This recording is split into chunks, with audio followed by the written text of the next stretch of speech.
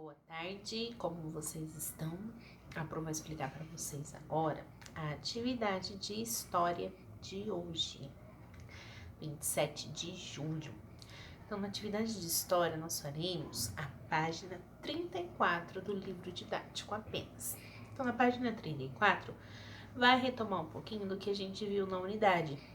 E como eu gravei poucos vídeos explicando as atividades de história, eu achei melhor hoje gravar esse, onde eu apareço e onde eu explico a atividade.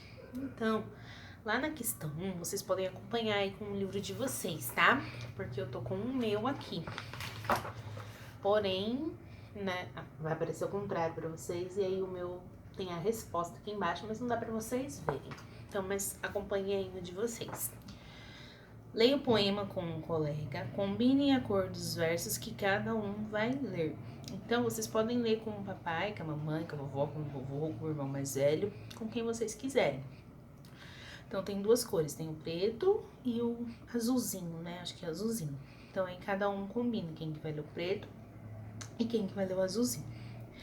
Depois que vocês lerem o poema, tem duas perguntas.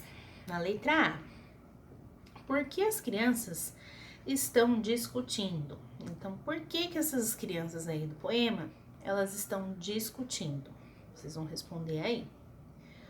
Na letra B, por que é importante combinar as regras antes de uma brincadeira? Então, depois de tudo isso que nós vimos na aula de história, por que é interessante e importante que todas as brincadeiras tenham regras, né?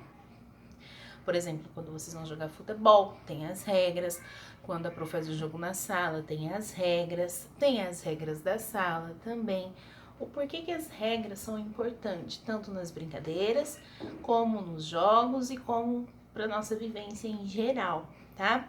Então, aproveitando, eu vou relembrar um pouquinho do que a gente viu nessa unidade, né? Nessa unidade, a gente viu um pouquinho sobre resolver conflitos, né, resolver os nossos desentendimentos com as pessoas que convivem com a gente. Porque às vezes, por mais que a gente goste das pessoas que estão conosco todos os dias, na escola, ou em casa, na catequese, ou no parque, enfim, qualquer lugar, mesmo a gente gostando delas, às vezes pode ser que aconteça alguma briga, né? Das crianças na rua, brincando, por exemplo, às vezes tem briga. Então a gente viu um pouquinho o porquê que resolver os conflitos é importante, né? Então, por que vocês acham que nós precisamos resolver os conflitos com essas pessoas? Pra gente conviver bem, não é verdade? Se a gente gosta dessas pessoas e quer continuar convivendo com elas, a gente tem que conversar e se entender. Então, a conversa é a melhor forma pra gente resolver os nossos conflitos, os nossos problemas, né?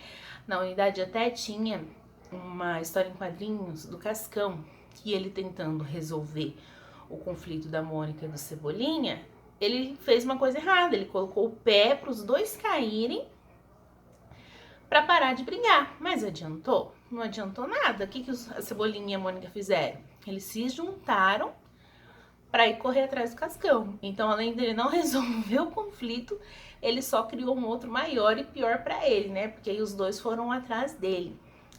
Então, por isso que a conversa é o principal meio para a gente resolver os conflitos.